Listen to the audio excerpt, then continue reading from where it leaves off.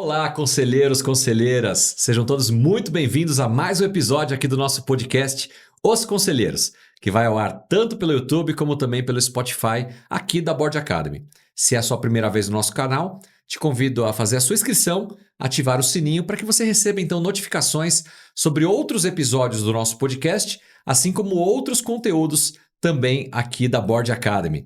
No podcast Os Conselheiros, nós convidamos empresários, executivos, conselheiros para falar um pouco sobre a sua trajetória de vida pessoal, profissional e trazendo especialmente insights sobre aquilo que ele está fazendo no momento para ajudar as empresas brasileiras.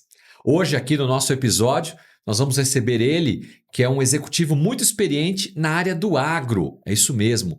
Quantas empresas da área do agro, empresas familiares, multinacionais, movem não só o Brasil, como o mundo. Nós precisamos do alimento que vem, sem dúvida alguma, do agro. E nós vamos falar sobre ele, sobre esse setor, sobre a carreira dele, sobre a jornada dele, passando por diversas áreas dentro desse setor tão especial que é o agro. Nós estamos falando de Jackson Schneider, é isso mesmo. Jackson, seja muito bem-vindo ao nosso podcast. Marcelo, muito obrigado pela oportunidade. Estou muito feliz de estar aqui e compartilhar um pouco das minhas experiências e aprender ainda mais sobre o agro.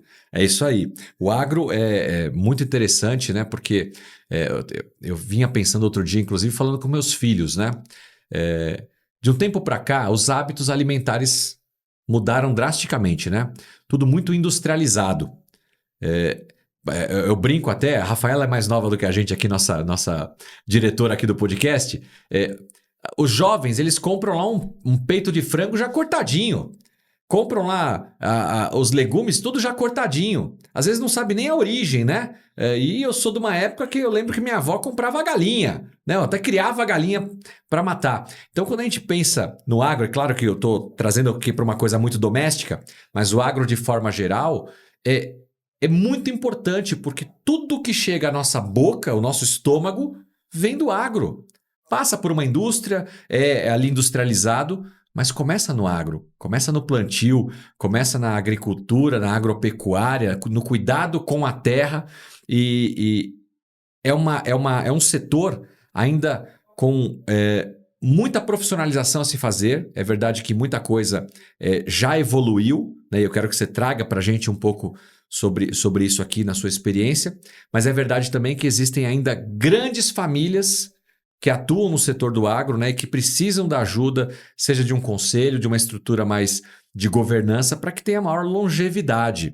Antes da gente falar propriamente do agro, queria que você se apresentasse também um pouco melhor aqui para os nossos telespectadores, ouvintes, né? Da onde vem o Jackson? Tem um leve sotaque aí na voz. Conta um pouquinho dessa trajetória para a gente, até a gente poder entrar realmente no que você está fazendo hoje. Ótimo, Marcelo. O sotaque é gaúcho. Gaúcho. Sou lá do Rio Grande do Sul, cidade chamada Horizontina.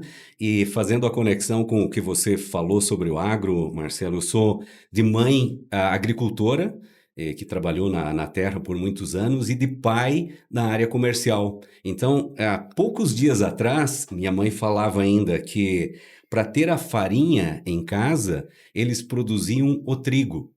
Minha mãe pegava o saco de trigo num cavalo e andava 2 ou 3 horas no sol para ir lá e para fazer a farinha. Beneficiar a farinha e trazer para casa, né? Então, esses são os aprendizados que eu tive desde pequeno na minha casa.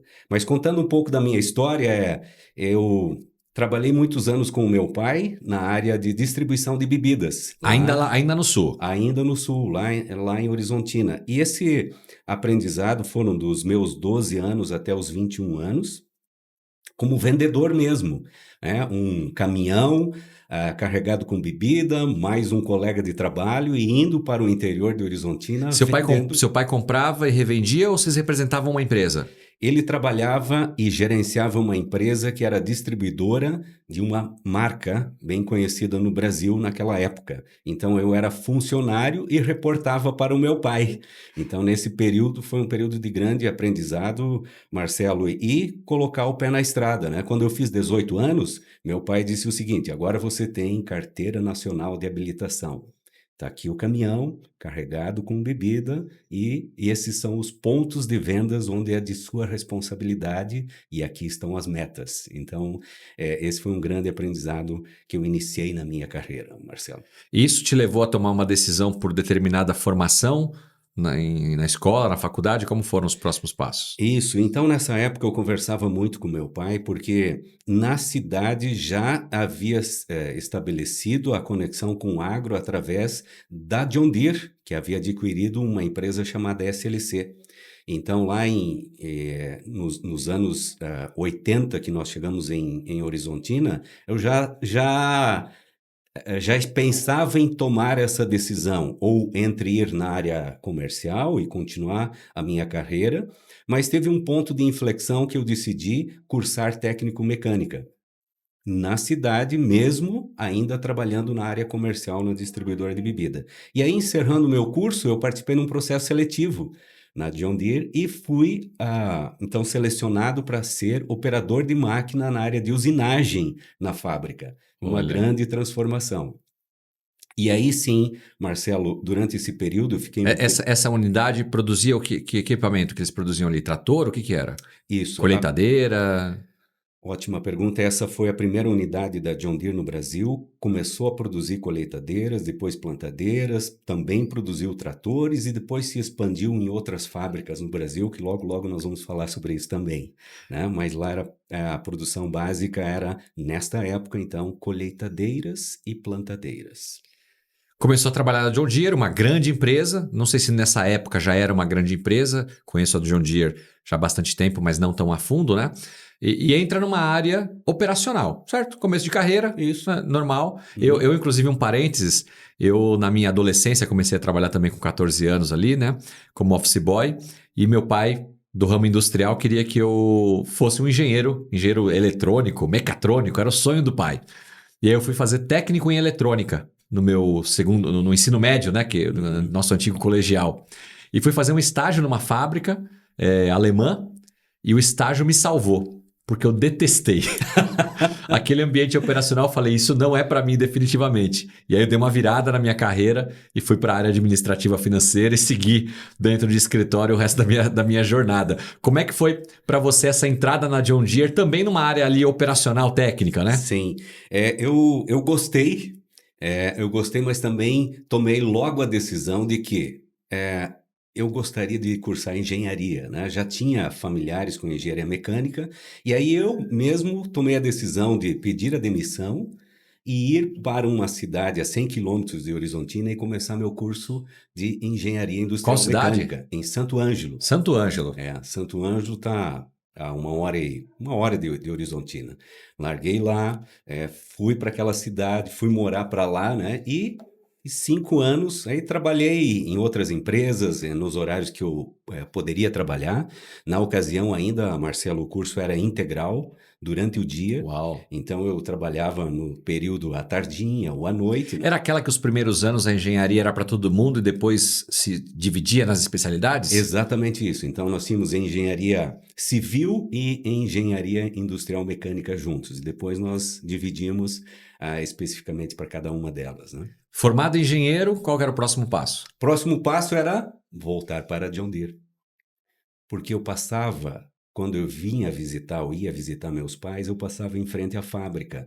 E eu mentalmente dizia, um dia eu vou voltar para cá, porque a empresa, né, começou em Horizontina, mas depois se expandiu, mas lá ainda era o centro, né, onde se encontrava a fábrica e o centro de administração também. E quando você saiu, até um insight aqui, né, para quem está nos assistindo, imagino que você saiu um jovem e de portas abertas, né, com um motivo justo, vou estudar, não vou conseguir me dedicar aqui ao trabalho e ao estudo, mas deixou aquela frestinha de porta aberta para uma possibilidade de retorno. Isso é um ponto extremamente importante. Sempre deixe as portas abertas, né, Marcelo? E foi muito claro para mim de que eu estava tomando uma decisão e eu fui por minha iniciativa em sair naquele momento, né? E aí, o que me ajudou muito, eu fiz alguns estágios. Um estágio eu fiz na cidade em Erechim, fiz um estágio na área de logística, Kanban, lá. E depois a Valeo, uma empresa aqui de São Paulo, foi contratar gaúchos como estagiários lá no Rio Grande do Sul. Olha. E eu soube desse processo e me inscrevi, e depois de várias entrevistas fui selecionado para vir para Itatiba. E fiquei um tempo trabalhando na Valeo em Itatiba, e também na área de logística.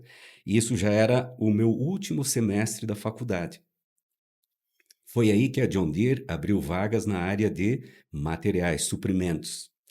Então, essa conexão com o meu passado, na área comercial, né, nos meus estágios e na engenharia mecânica, a qual a empresa naquele momento decidiu trazer profissionais e executivos com formação de engenharia, eu passei no processo seletivo e retornei para a John Deere. Então, foi um grande insight, né? Desde ser vendedor de bebidas, trabalhar como funcionário operacional e fazer toda essa mudança, né, estratégica. E jovem ainda, né? 20 e Jovem. poucos anos, já tinha quase 10 anos de experiência profissional e rodado aí por algumas empresas. Isso, 25 anos, com 25 anos de idade.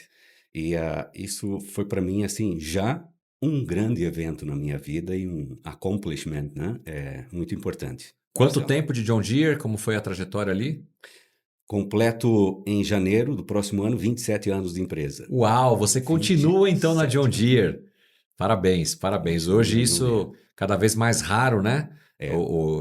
Esse mundo, as novas gerações cada vez mais aceleradas e trocando, e nada contra ou a favor, mas a gente não vê o que se via anos atrás, né? Os nossos pais, avós, que ficavam numa empresa a vida inteira. Hoje a mudança ela acontece de forma mais rápida, então ver uma pessoa como você que ainda está nativa como executivo hoje, né? E há tanto tempo numa mesma empresa, uma grande empresa, é realmente um motivo de muito orgulho. Parabéns, viu? Muito obrigado, Marcelo. Como foi sua trajetória dentro da John Deere, então? Porque, para mim, eu tenho uma tese, eu não sei se você concorda com ela ou não. O problema não está em ficar numa empresa durante 30 anos. O problema é estar nessa empresa fazendo a mesma coisa durante 30 anos. Sim. Agora, se você muda de área, se você é promovido e vai tendo um crescimento, fantástico. Né? Como foi essa sua trajetória? Como tem sido, né, até agora? Foi na opção número 2, Marcelo. Eu fico muito feliz em poder compartilhar isso, mas a trajetória ela passou tão rápido porque eu tive oportunidades, isso obviamente é uma rua que tem dois, né? Ela vai e vem entre a empresa e o funcionário. A empresa, sim, está disponível e também espera que o funcionário tenha essa disponibilidade de transitar em várias áreas, entregando valor, né? Entregando resultado. Então, eu fiquei 7, 8 anos trabalhando na área de suprimentos no Brasil, mas aí teve uma oportunidade de eu trabalhar na Alemanha. Então, fui convidado para...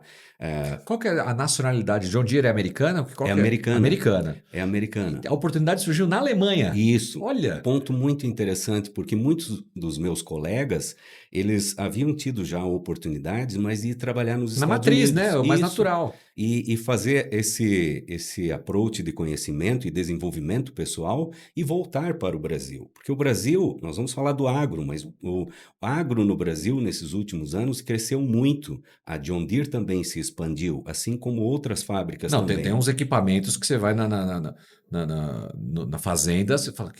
Caramba, é isso, né? É fantástico. É isso que eu estou inserido. Então, a busca por talentos e a busca por profissionais e o desenvolvimento de profissionais é um grande objetivo destas empresas. E foi também o meu desenvolvimento. Então, em 2007 eu recebi o convite, em 2008 eu e a minha esposa fomos para a Alemanha. Eu ia te perguntar isso também. No meio desse caminho aqui aconteceu o casamento, né? E aí as coisas vão...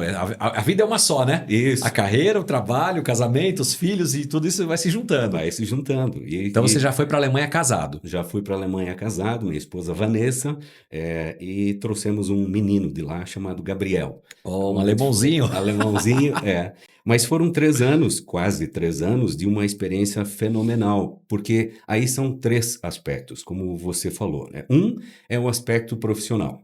grande desenvolvimento, oportunidades. Então, eu estive trabalhando em um projeto global de uma nova cabine para equipamentos John Deere, com pessoas da Índia, da Alemanha, dos Estados Unidos e eu representando o Brasil nesse projeto novo, né? Trabalhei em 2 fábricas, uma fábrica de tratores em Mannheim e uma fábrica de cabines em Bruxelas, estão aí a 45 minutos entre uma e outra, e moramos em Mannheim. Mas nesse período, então, essa primeira fase profissional, a outra é a fase familiar, né? Porque tem um impacto muito grande na língua, e na cultura, que para nós foi muito positivo. Eu sou de origem alemã, minha esposa também é. Meus pais praticavam, né, língua alemã em casa, mas eu não tinha habilidade de falar. Então tivemos alguns meses para praticar isso. Eu lembro até hoje, porque minha esposa fala assim que nós somos muito bem recebidos lá. E no prédio onde nós moramos, com 3 pisos, eles colocaram uma placa lá e os vizinhos sabiam que iria vir um brasileiro. Então, vai vir um brasileiro. Ok. Uns dias depois, colocaram o nome dele. E era Jackson Schneider. Eu disse, mas que brasileiro é esse, né? Schneider, né? Vai vir para cá. Bom, pode ser um sobrenome, né? E aí veio 2 alemão para morar na Alemanha. Então foi uma grande surpresa para alguns dos vizinhos lá, né? Não esperava que fosse ter Alguém com pessoas origem. com origem alemã. Mas aí logo no segundo, terceiro dia, esta vizinha veio nos visitar. E foi durante o dia, qual eu estava trabalhando, e a Vanessa abriu a porta. E ela começou a falar em alemão. E minha esposa não entendeu nada, Marcelo. Uau. Entendeu nada. E ela ficou ali ouvindo e ela disse, olha, eu fiquei sem saber o que fazer. Ela foi embora, eu fechei a porta e assim nós começamos a nossa vida. A gente fala de mudança para o exterior, né? Mas você tocou num ponto familiar. É um impacto muito grande. Especialmente para quando você é executivo e a esposa não, ou vice-versa. Enfim. Porque no dia a dia, você vai para o trabalho. Isso. Ou você vai se virar com inglês, ou vai aprender aquele outro idioma, ou já fala aquele outro idioma. Mas quem fica em casa, filhos que vão começar na escola, o impacto familiar é muito grande. Né? Alguns desenvolvem muito bem isso e tornam uma experiência super positiva. Mas existem casos que chegam até o divórcio, ao retorno do cônjuge porque não se adaptou, não ficou, era um dia inteiro sozinho, sem ter amigos, né? Para vocês foi muito positivo esses 3 anos. Foi extremamente positivo. Então, aí minha esposa foi estudar alemão, foi numa escola, Goethe Institut, uma escola muito conhecida na Alemanha, e logo ela já estava, né, falando e no meu trabalho, como você falou, eu tive um insight do inglês, né? Mas os meus colegas lá falaram, Jackson, é o seguinte, enquanto nós estamos aqui conversando com grupos internacional dos Estados Unidos, nós vamos falar inglês. E os primeiros 3 meses nós vamos falar inglês com você. Os primeiros 3 meses. Depois nós vamos falar em alemão com você, tá bom? Eu disse, tá ok, aceito O desafio. aceito o desafio. E assim foi. Então a transformação foi ótima. E para encurtar a história, esse casal, que a esposa veio lá nos conhecer, acabaram se tornando os padrinhos do nosso primeiro filho que nasceu na Alemanha, né? Então, se tornamos Virou uma família. amizade efetiva mesmo, né? Uma E família. dizem, você vê só como é uma questão também do quanto de informação chega pra gente, né? Dizem que o povo alemão é mais fechado, mais duro, mas vocês foram muito bem recebidos. Muito bem recebidos. Inclusive, Marcelo, teve ocasiões, assim, que muitas delas, né, nós íamos em restaurantes e um diferencial, né, no restaurante aqui no Brasil, você comumente chega, é recebido, as pessoas perguntam, quantas pessoas você tem? Ah, somos entre 4. Tá bom, vamos achar uma mesa para 4 pessoas. Lá a gente encontrou coisas um pouquinho diferentes. Você tem aquela mesa comprida, né? E daqui a pouco você está sentado com pessoas que você nem conhece. Mesa comunitária. Mesa comunitária. E isso acabou por muitas vezes nós conversando com pessoas que não nos conheciam, mas acabamos conhecendo muito mais ainda da cultura. Então depois, primeiro é a barreira da língua.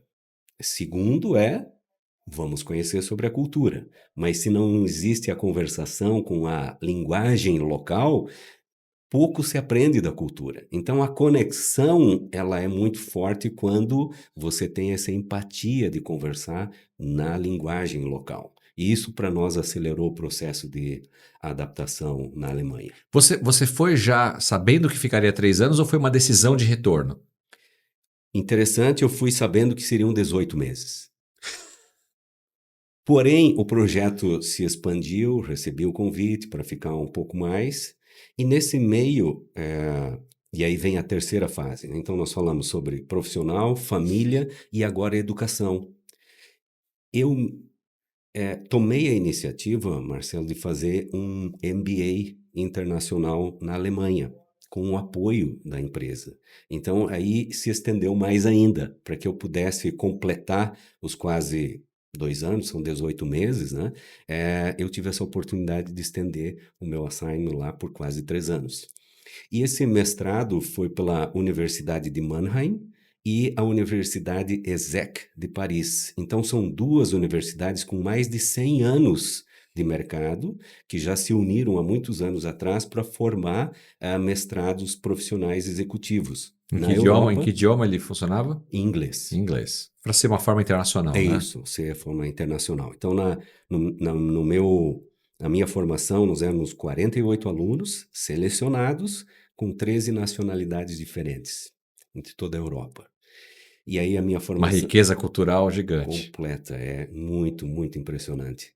Aprendi muito, Marcelo, culturalmente, com o MBA também, né? Nossa formação foi presencial na Alemanha, na França, na Bélgica, na Espanha, em Singapura e na China. Então, esses Uau! 18 meses foram, assim, Conciliando com o trabalho, conciliando com a família.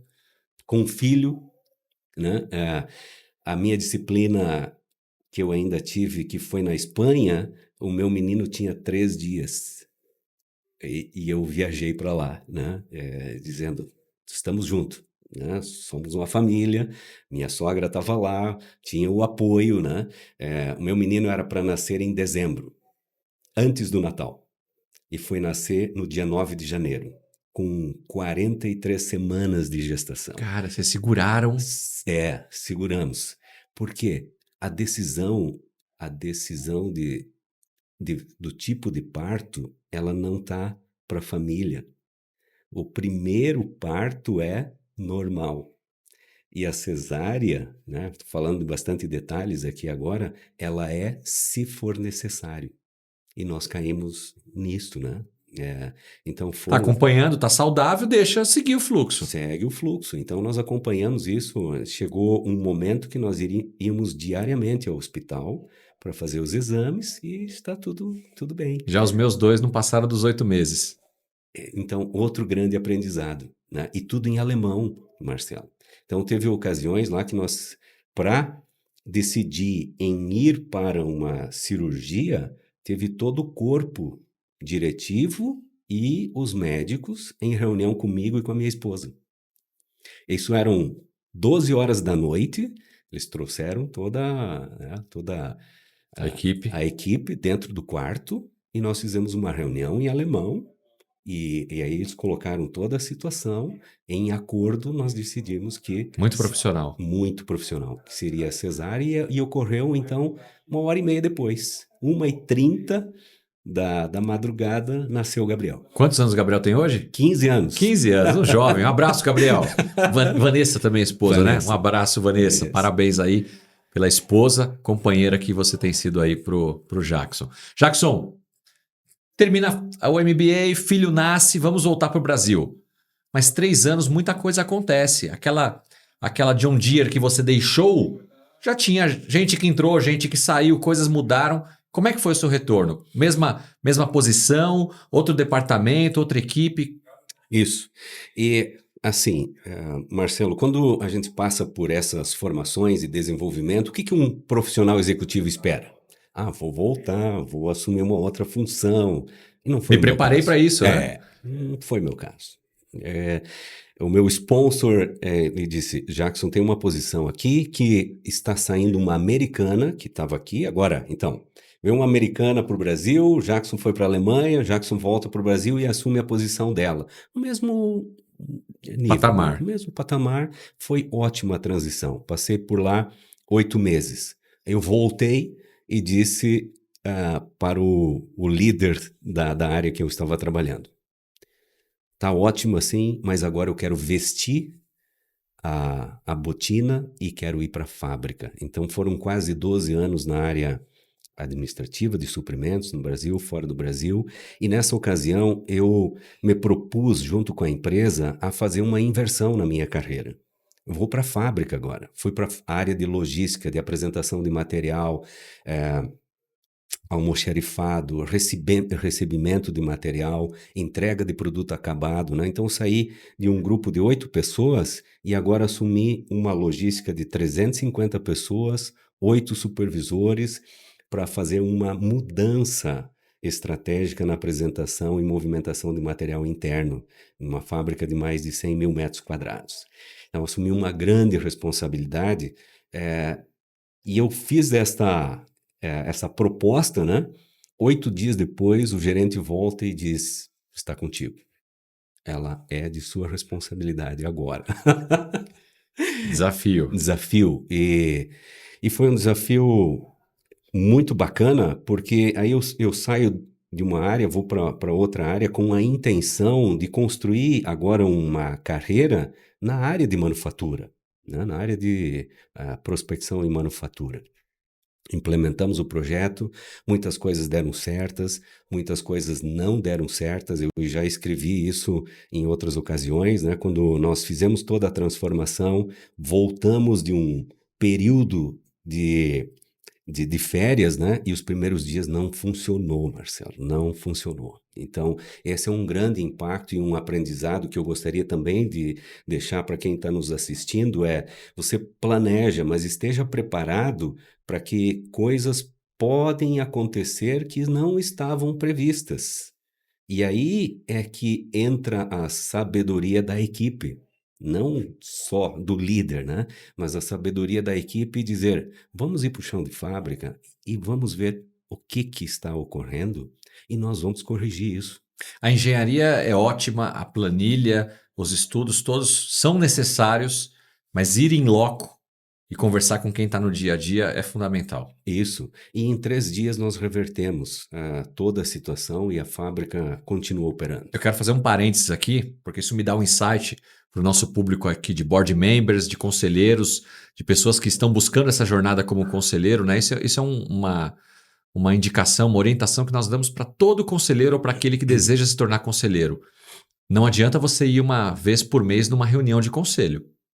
Você precisa respirar a empresa, conhecer a empresa.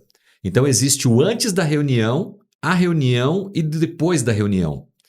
Desça na operação, conheça o chão de fábrica, converse com outras pessoas, conheça clientes, concorrentes, conheça o mercado, visite feiras setoriais para que você possa efetivamente ser um conselheiro que traz resultados. Porque na reunião de conselho a gente percebe quando alguém vai para a reunião totalmente despreparado, não sabe do assunto, não lê os materiais, não conhece aquele setor. Eu posso não ter feito a minha carreira executiva naquele setor, mas uma vez que eu entrei naquela empresa, eu preciso estudar a empresa, eu preciso estudar o mercado dela para ser ativo. E nada melhor do que estar na operação, conversando com as pessoas para ouvir e aprender, porque aí eu consigo aportar mais valor. O que você faz como executivo também.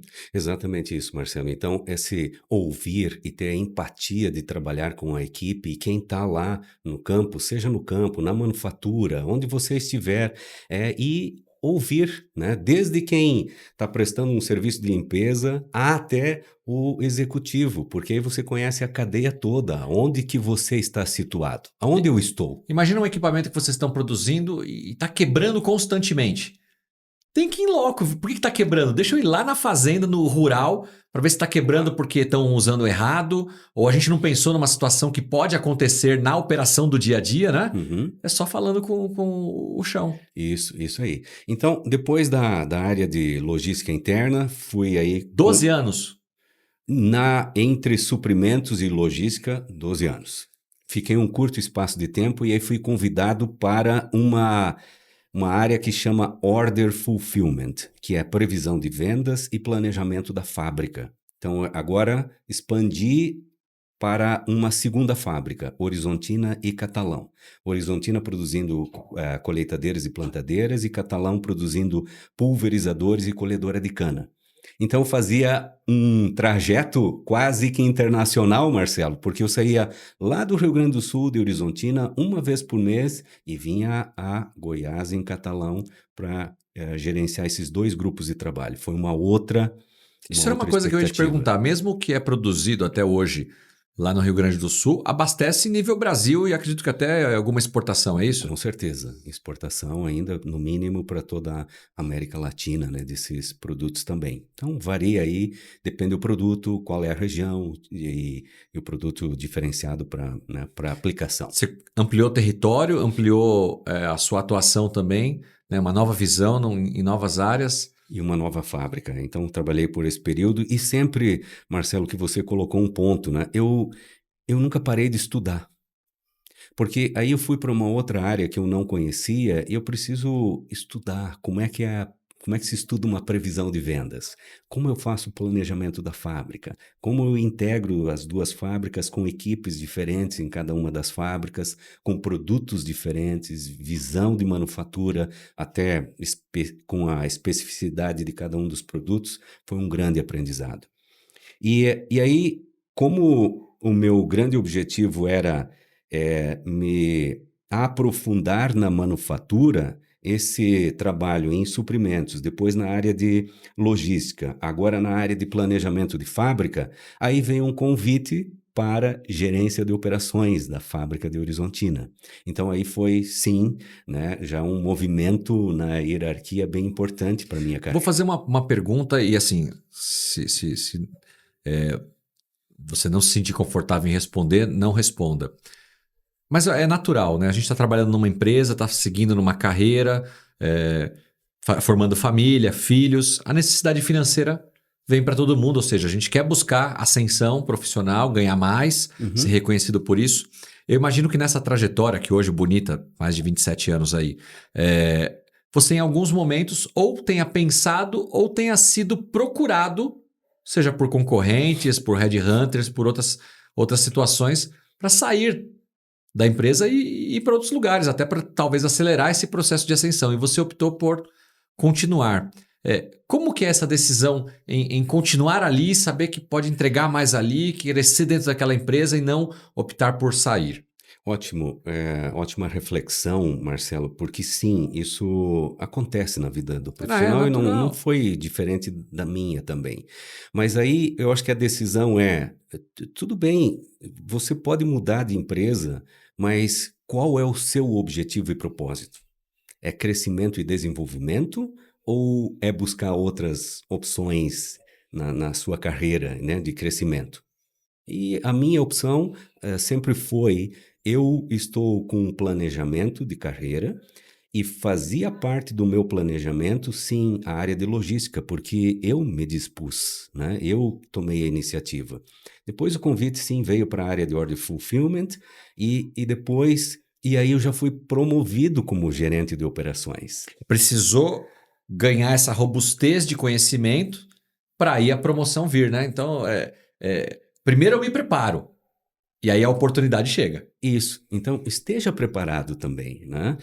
Eu sei que, e também faz parte das minhas experiências, né? Sim, uma promoção é ótimo, é excelente, mas o conhecimento é mais importante e a entrega de resultado, que vai te preparar para a promoção. Então, as coisas não vêm antes, né? Elas vêm numa sequência. Inclusive, eu costumo brincar, não sei se você já viu alguma palestra minha, eu digo que o único lugar onde dinheiro vem antes de propósito é no dicionário, a letra D antes da letra P. Porque a gente tem que ter um propósito, um nobre propósito, uma clareza dos nossos objetivos, trabalhar, estudar, se preparar, porque a gente vai atingir o objetivo e o dinheiro vai ser a consequência. Uma promoção, um cargo, um salário adequado. Isso, mas que seja a consequência e não o objetivo principal. né? Então, e eu me dispus a fazer movimentos laterais, né? Como nós falamos, faça um movimento lateral, vai aprender aqui, vai para essa área aqui, vai para outra área, com o propósito de aprender sobre manufatura. E eu posso dizer com toda tranquilidade, Marcelo, eu atingi o meu objetivo, né? Em estar lá e aprender sobre manufatura. E foram quase outros 3 anos e meio na operação, aprendendo sobre solda, né? Montagem de equipamentos, linhas de pintura, manutenção, segurança, estar junto com as pessoas, né? Nessa época tinha um grupo de mais de 700 funcionários na operação, agora já com gerentes de produção, trabalhando junto, né, fazendo planejamento estratégico da fábrica. Então, foi um outro nível de aprendizado e de liderança, né? E isso fazia parte do meu objetivo, mas agora, qual seria o próximo passo? Que eu pensava para minha carreira e discutia isso com os meus gestores na ocasião, agora eu gostaria de me aproximar mais da área comercial, mas conhecer mais sobre os concessionários e os clientes. Eu quero me aproximar agora dos clientes, eu quero estar próximo lá, saber como o nosso equipamento é utilizado, qual o benefício que o agricultor está tendo com o equipamento, né? O que ele está tirando em termos de produtividade, rentabilidade, sustentabilidade, o que eu posso ajudar.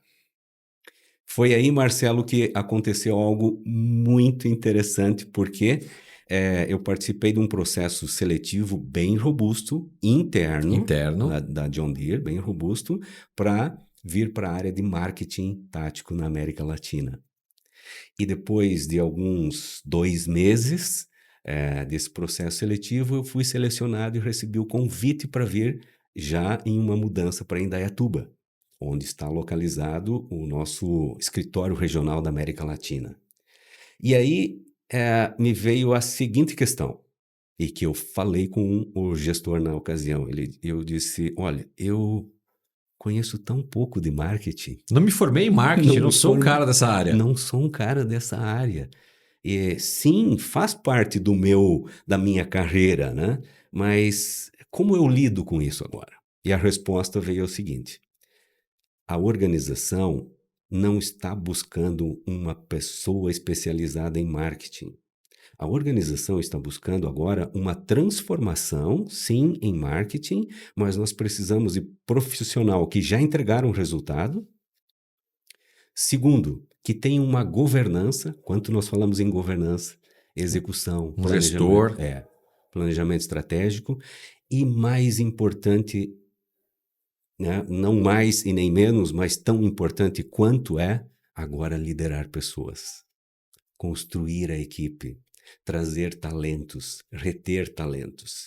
Isso só prova que hoje, quando a gente fala das hards e das soft skills, a hard é algo que a gente pode aprender, independente da idade. Mas as soft skills são tão valorizadas, né? Você falou aí de gestão, liderança, organização, comunicação. Tudo isso faz muita diferença e faz com que profissionais recebam oportunidades onde ele não tem o hard. Mas o hard ele vai aprender. Porque tendo skill, você vai mais longe. Isso. E era exatamente esse o ponto, né, a qual eu fui convidado, selecionado primeiro, mas depois convidado. Então, vem que nós vamos te apoiar, mas nós precisamos que você lidere essa transformação. E aí foram anos, Marcelo, eu posso dizer para você assim com toda a paixão, mas a tranquilidade de que foram anos duros. Foram anos duros porque a transformação, a aceitabilidade de tudo isso não foi positiva logo no início, né? Tanto é que a minha primeira pontuação de pesquisa de clima no primeiro ano foi horrível, né? Foi na casa do 50%. Mas eu entendia isso. Mas a empresa bancou. Isso. Isso é um ponto importante de ser valorizado aqui, né? Agora eu vou dar um recado aqui para os empresários. Empresários, vocês precisam fazer mudanças na sua empresa. E muitas vezes essa mudança passa inclusive por você sair da empresa. Já trabalhou muito, você que é fundador, está pensando em descansar, em usufruir de tudo isso que você construiu e nada mais do que justo você ir para uma cadeira de conselho, um conselho de administração, para acompanhar a empresa à distância. e você vai colocar pessoas para conduzir a sua empresa em diversos departamentos, talvez até como um presidente, um CEO, mas é preciso tempo. É preciso apostar e confiar e apoiar essas pessoas para as quais vocês delegaram, então, determinada área ou responsabilidade. É o caso aqui que a gente está vendo com o Jackson na John Deere, que apostou nele, um cara que não era de marketing, para assumir uma área de marketing, em que no primeiro ano, baseado numa avaliação, podiam ter falado, deu errado, o Jackson não serve. Mas eles compraram e falaram assim, não, estamos juntos, vamos continuar. E isso é muito importante, Marcelo, porque aí eu sentei com o meu gestor e fizemos a análise da avaliação juntos, né? Nós fizemos a análise da avaliação juntos e dissemos o seguinte: nós estamos num caminho de transformação. Agora nós vamos experimentar a nova estrutura com a nova equipe e daqui a um ano nós vamos medir o resultado de novo. Então, trabalha, né? Põe o pé na estrada. Te deu pista. Pista, vai, né? Coloca teu qualquer marca aí, não vou falar da marca, né? Teu carro na estrada. Coloca teu carro na estrada e anda. E assim foi. Então eu tinha uma equipe no México, uma equipe na Argentina, uma equipe para o Brasil e uma outra equipe para cuidar de todos os países hispânicos. Marcelo, viajei muito, né? Muito próximo do desenvolvimento de novos produtos, do time comercial. Muito, Então, 2019, por exemplo, foi o ano, até então, de maior número de lançamentos de produtos e tecnologias em Ribeirão Preto. 2019. 19, antes da pandemia ali. Antes da pandemia, exatamente. Então, 2019, lá em Ribeirão Preto, nós tivemos o auge de lançamentos de produto. E nesse ano, Marcelo, no final do ano, a minha avaliação da equipe gerencial foi 100% satisfeita. Parabéns. Isso eu não falo com ego e nem, né, mas fruto do trabalho. Fruto de muito trabalho e de uma equipe concisa, entendendo que nós tínhamos um grande valor dentro da companhia, mas um grande resultado muito mais agora para o cliente. Ele recebendo aquilo ali agora com uma informação da utilização do equipamento, retorno do investimento, preposição de valor de cada uma das tecnologias, que essa comunicação com o cliente ela se torna cada vez mais relevante. O cliente, o agro, a fazenda, a máquina, ela precisa estar conectada também com o propósito. Qual é o propósito de eu fazer um investimento num equipamento ou em uma tecnologia? Então, essa comunicação nós precisamos ter, e agora vem o aspecto de quem está à frente, né, de uma distribuidora, ou de uma distribuidora de equipamentos, ou de insumos para o agro, o que eu estou trazendo? Que benefícios eu estou ouvindo meu cliente? Gerando? Qual a dor dele? Então, isso trouxe toda uma nova perspectiva para a minha carreira. Uma nova perspectiva. E aí, então, estou lá um certo dia, toco o telefone, novamente uma missão. Então, eu trabalhei muitos anos por missão. E a missão naquele momento foi, estamos adquirindo uma empresa no Brasil. Uma empresa que vai nos ajudar no mercado de colhedora de cana, no pós-vendas. E gostaríamos que você nos liderasse ou, né, facilitasse esse processo. Nossa pessoa de confiança. De aquisição. Isso, confiança, dedicação, entrega. Então eu passei, junto com uma equipe dos Estados Unidos e apoiado aqui por uma equipe legal, né, do departamento legal, para começar um processo de diligência numa empresa familiar, que foi uma outra experiência fantástica. Não conhecia sobre esse aspecto, mas aí quando eu me vi, eu estava com 11 membros de uma família, mais algumas pessoas da equipe, né, negociando, participando da diligência, indo a campo, conhecendo a empresa, né, realizando tudo isso. O ápice foi, Marcelo, de nós concluirmos a nossa diligência, assinar o contrato de intenção de compra e venda e submeter ao CAD no Brasil. Então, tive a oportunidade de ir lá, viajar, ir para Brasília, discutir com os representantes do CAD a proposta e o business case, né? E depois de 6 meses recebemos a aprovação da aquisição. Então foi uma jornada de 1 ano e meio de trabalho intenso, um grande aprendizado, conhecendo a família e o negócio de uma nova aquisição. Parabéns, parabéns. E você acabou trabalhando nessa nova empresa ou fez só o processo de integração de compra? Acabei recebendo o convite de ser o gerente geral, né, substituindo então o CEO da empresa familiar e trabalhar junto com ele, com o conselho, né? Nós falamos sobre isso em outra ocasião, Essa Marcelo. transição dos ex-proprietários para um conselho, eles ficaram ali por algum tempo, imagino, né, numa Isso. transição, é bem natural. Tivemos uma pessoa que era o CEO, que ficou no conselho, depois outros conselheiros, né, diretivos, que a gente criou esse conselho. Fui aprender ainda muito mais sobre conselho aqui na Bort, mas foi uma experiência Naquele inicial. momento, você no chapéu de CEO reportando para um conselho, Isso, recém-formado, né? isso. Isso talvez tenha sido o que te chamou a atenção para pensar também se tornar conselheiro um dia e vir buscar a Board Academy para formações? Foram grandes conexões, Marcelo.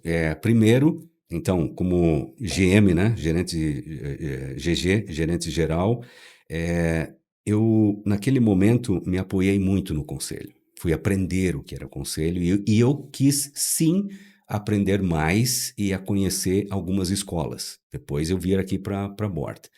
Nesse período, eu também quis aprender mais sobre CEO, né? Sobre Claro. estar numa cadeira também de um executivo da importância, né? Mesmo ainda numa empresa familiar, mas dizer, ok, eu estou nessa posição, mas agora eu preciso aprender mais. E aí foi que eu tomei a decisão de participar da primeira turma do programa de CEO da escola de Berkeley, na Califórnia.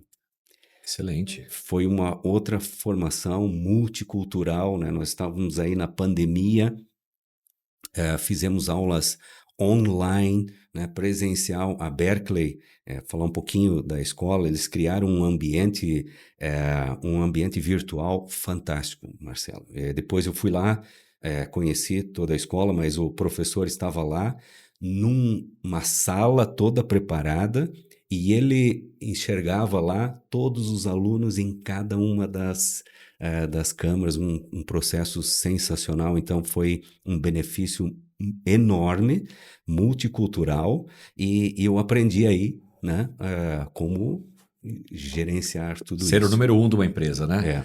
Isso é uma coisa interessante isso, porque a gente faz uma carreira, né? Grande parte das pessoas que estão nos acompanhando aqui são executivos ou foram executivos e agora estão nesse processo de transição ou já sendo conselheiros, mas nem todos que estão aqui nos assistindo, eu, por exemplo, nunca fui CEO. Então, é uma experiência realmente muito importante você se tornar o número 1 de uma empresa. Traz um nível de responsabilidade extremamente alto e normalmente nessa posição, que pode ser um proprietário, que é o diretor-geral, né, que é um presidente, um CEO, o nome que você quiser dar, ou um funcionário que chegou lá, como o seu caso, né, um funcionário que foi crescendo e chegou nessa posição, mas esta posição é uma posição muito solitária. Uhum. Todo mundo que é entrevistado, eu já vi várias revistas, inclusive me lembro de uma revista aqui lá dos anos 2007, 2008, da revista Época, acho que era Época, não lembro, ou Isto É, não lembro, com um homem na capa e uma lágrima escorrendo no rosto dele e falava assim, por que esse homem chora? E aí a reportagem dizia do isolamento dos CEOs, da dificuldade que eles tinham de confiar, de falar com outras pessoas sobre as suas dores, e aí eu acho que o conselho entra como esse refrigério, esse apoio, esse suporte, especialmente o conselho consultivo, para apoiar os CEOs, os empresários que estão tão sozinhos tendo que tomar decisões tão importantes. Você concorda com isso? Você sentiu isso na pele? Absolutamente, Marcelo. Então, como funcionário, né, agora dedicado a estar ali como gerente geral, o conselho foi um alívio enorme. Por que eu falo isso? Né? Então, muitos anos de experiência como executivo, em áreas funcionais dentro da empresa. Agora eu vou para lá e assumo uma grande oportunidade, mas agora tem engenharia, tem recursos humanos, tem a fábrica, tem a área comercial, tem clientes. Você né? rodou, mas não rodou 100%. Tem área nova ali, né? Isso, tem área nova, né? E uma empresa que era administrada por uma família. Agora vem um executivo. muita experiência, mas não naquela experiência. Eu não tinha experiência de estar ali. Então construímos esse conselho, nós chamamos diretivo ou consultivo, mas enfim, era um conselho consultivo, e a minha missão, Marcelo, era, ok, o dia a dia, bom, isso é a minha responsabilidade, né? Eu vou aprender, vou trabalhar com a equipe, criamos o planejamento estratégico, investimentos, crescimento fora do Brasil também, né? Essa empresa hoje exporta para todo e qualquer lugar onde tem uma colhedora de cana, porque ela está apoiando lá com peças. Peças. Então fui conhecer também clientes fora do Brasil, né? Aqui no Brasil, o Brasil é o maior produtor de cana, mas nós temos clientes importantes fora do Brasil também, né? Na Ásia, na Colômbia e outros clientes importantes. Então, e o conselho veio para nos ajudar como a equipe a tomar essas decisões. Mas um fator muito importante, Marcelo, é o seguinte, o meu grande apoiador, sim, era o conselho, mas também o controller, né? O CFO, o controller, que é nessa... Costuma ser o braço direito ou diretor de operações ou o CFO, o braço direito e esquerdo ali do CEO. Então, você sim está sozinho e o dia a dia ele é solitário, mas também conta com o apoio dessa rede que você pode construir. Você pode construir essa rede, constrói ela. O gerente de recursos humanos, o gerente de engenharia, né? o gerente de operações. E, by the way, né? Eu fiquei quase 1 ano e meio que eu acumulei a função de gerente geral e gerente de operações. E aqui, por quê? Né? Você pode perguntar, mas por que você assumiu gerência de operações? Porque nós estávamos numa empresa frugal. Né? Aí você começa a tomar decisões frugal e crescimento com rentabilidade. Então o negócio naquela ocasião ainda não permitia. Não comportava. Então os supervisores de produção respondiam para o gerente geral, não tem problema. Mas eu fui lá, aprendi com eles, fui no chão de fábrica, né? Vendo as dores, onde estavam nossos problemas de logística, manufatura, para aprender sobre isso. Depois de mais de 1 ano, nós trouxemos uma pessoa para aí sim assumir essa posição, que veio nos ajudar. Mas aí nós fomos crescendo também o negócio. Então essas decisões, elas são fundamentadas em rentabilidade, possibilidade e aonde a empresa está se direcionando. É interessante isso que você está falando, porque nós, enquanto executivos que estamos migrando, nos preparando para nos tornarmos conselheiros, o que nós vamos nos deparar são com muitas empresas que são familiares, que são empresas que não têm um processo de governança completo, não que elas não sejam profissionais, porque o que trouxe elas até ali, né, tem um valor. Sim. Mas a gente sabe que comparando com uma multinacional estruturada, com uma empresa centenária, enfim, tem coisas para melhorar. Uhum. Eu brinco aqui na Board Academy que o capim ainda está meio alto. E a gente chega lá como conselheiro e quer colocar de um dia para o outro tudo aquilo que a grande multinacional tem. Não vai acontecer. Às vezes leva 1 ano, 2 anos, é de pouquinho em pouquinho. Uhum. Mas o importante é caminhar naquela direção. Isso. E melhorando.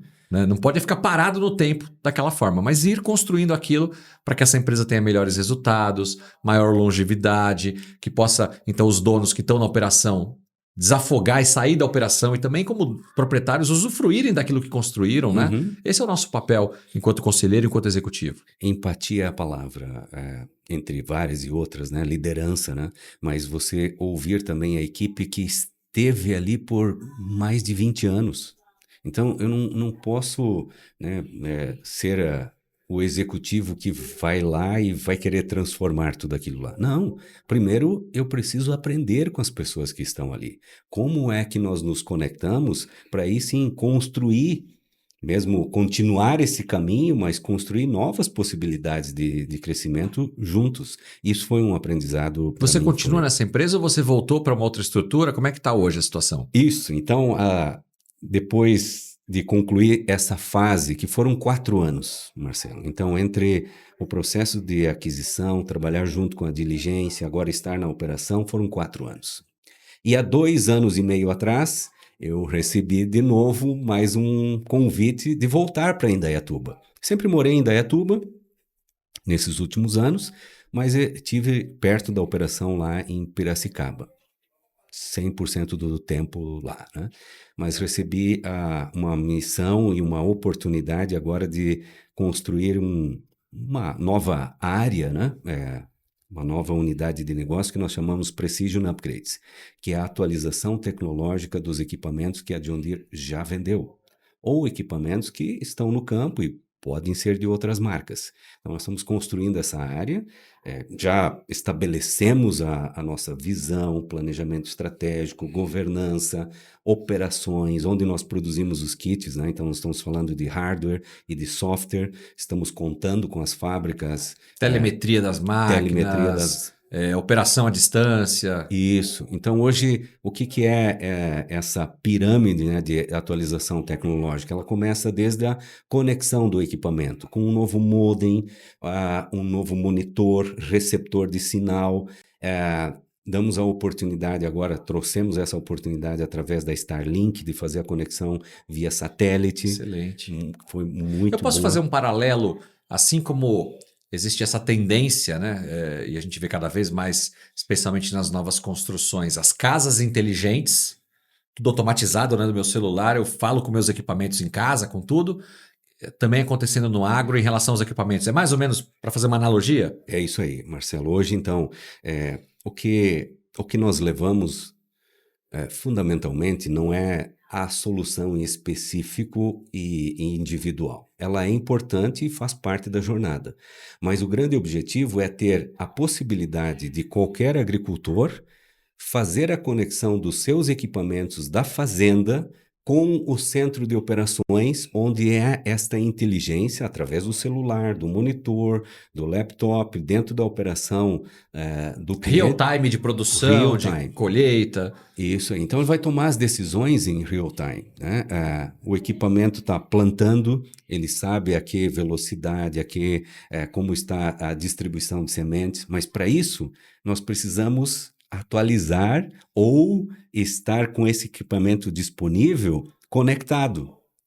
E agora nós estamos criando esses kits. Então, no plantio, por exemplo, né, nós trouxemos a solução da conexão, mas agora trouxemos também eletrificação de distribuidor de sementes com taxa variável, né, que ele sabe qual é a distância entre uma semente e outra, como vai ser a emergência, né, agrícola ou da produção agrícola, e ele vai poder tomar essas decisões no real time, né? Mas isso só é possível quando ele tem conexão. E um dado interessante, Marcelo, que tem várias oportunidades de atualização, mas também de conexão. O Brasil hoje, a área rural do Brasil, ela está coberta em torno de 25% com celular ou outra possibilidade de Muito conexão. pouco na extensão total. Baixíssimo. Então, eu agora voltei dos Estados Unidos e passei por lá por várias áreas agrícolas também. Os Estados Unidos está na casa de 90% da área coberta. Uau. A gente tem problema hoje ainda com telefonia celular.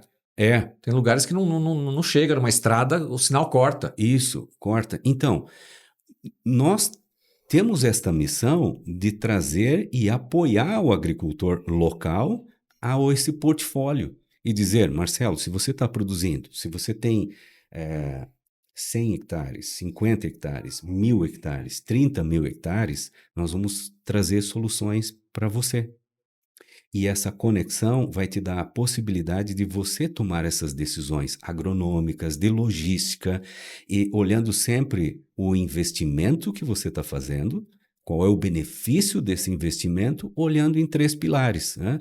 E qual é a produtividade maior que você vai ter na sua fazenda? Qual é a rentabilidade que isso vai trazer? E qual é a sustentabilidade também? Porque nós estamos num movimento de produzir mais produtos, alimentar a população, e nós temos uma área finita, né? Não temos área infinita. Onde nós vamos ganhar é com sustentabilidade e produtividade. E essa é a nossa missão. E eu aprendo muito com isso todos os dias. Muito bom. Nós já estamos conversando aqui há quase 1 hora, o papo está delicioso. O agro realmente é algo que me brilha muito os olhos, como eu falei na introdução, né? quando a gente entende que aquilo que a gente está comendo ali passou por uma cadeia inteira, a começar lá com uma sementinha que alguém plantou, né? Então a gente precisa valorizar muito isso e parabenizar o nosso agro. Eu tenho duas perguntas para você para a gente caminhar aqui para o nosso final. Uma é o seguinte: atendendo o setor do agro, né? Atendendo lá o fazendeiro, o pequeno produtor, como é esse mercado? Grande maioria familiar, empresas multinacionais, dá um panorama geral de como é que é essa clientela hoje da John Deere. E segundo lugar, estamos aqui no podcast Os Conselheiros, Jackson, executivo da John Deere por tantos anos, uma carreira brilhante, mas veio parar na Board Academy, se tornou um board member. Aonde que a carreira do conselheiro entra na vida do Jackson aí para os próximos anos, para sua meta aí na sequência de continuar como executivo, apoiando também outras empresas no paralelo?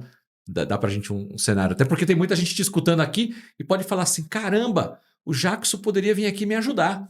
Então também é uma forma também de te colocar à disposição do mercado. Sempre disponível para um café, né? É isso aí. Ou um chimarrão. Opa! É um chimarrão. A diversidade ainda no agro, ela é bastante ampla. Então, como falei antes, você tem áreas de 100 hectares, áreas de 1.000 hectares. E nós temos grandes empresas no Brasil profissionalizadas que hoje estão com as últimas tecnologias implementadas, mas que ainda, né, estão buscando melhorando o seu fleet de equipamentos, mesmo que seja misto, né, de várias marcas, mas ele quer conectar a um sistema operacional que vai continuar trazendo benefícios e atualizando tecnologicamente os seus equipamentos, a fazenda, né?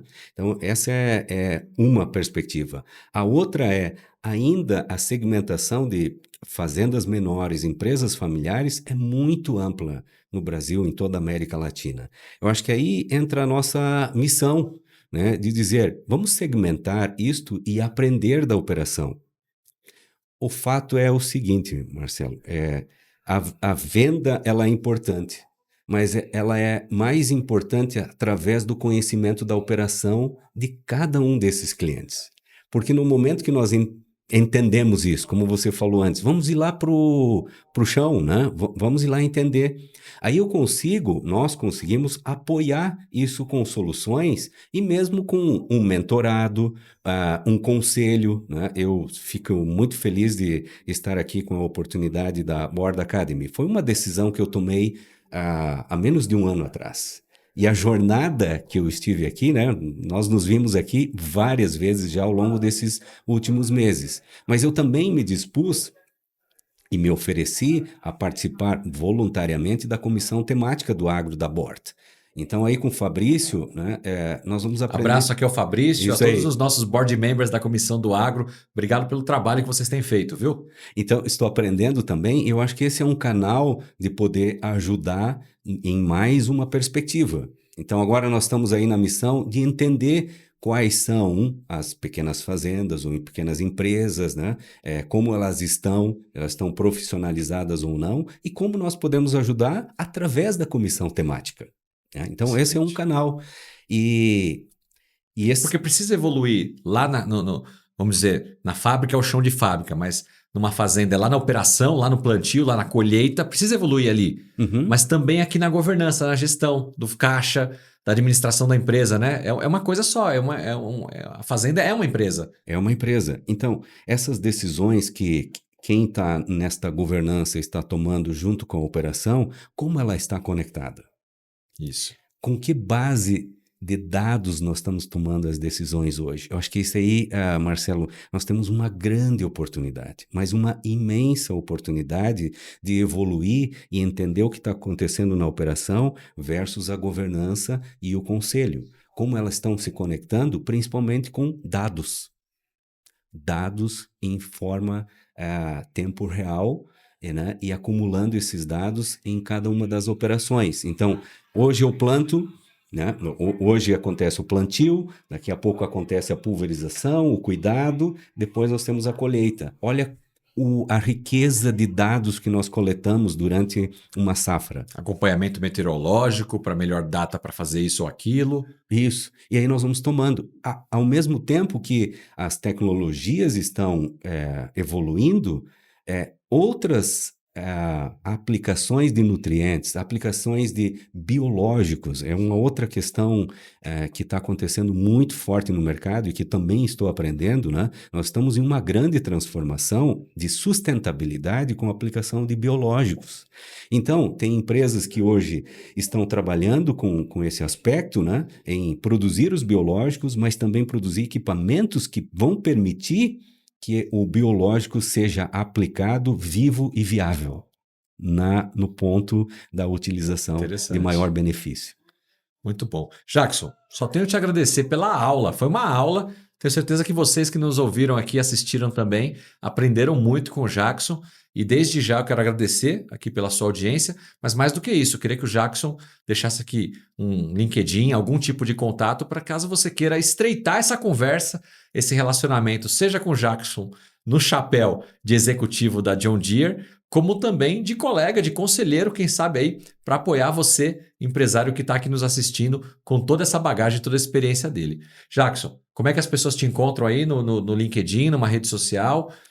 Então, vou deixar aqui o meu contato, Jackson Schneider, no meu LinkedIn, né? Para quem tem essa disponibilidade de... A gente já viu lá que tem um homônimo, né? Tem. Não é o Jackson Schneider ruivo. Ó, vocês estão vendo aqui, ó.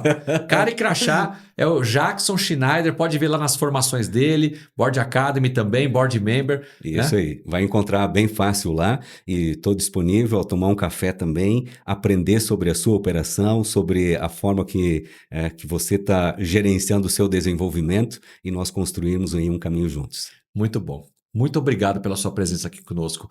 Contribuiu demais com o nosso podcast e com toda a nossa audiência. Obrigado de verdade. Muito obrigado à Board Academy e obrigado pela oportunidade, Marcelo. E a vocês que nos assistiram mais uma vez nesse nosso podcast, muito obrigado.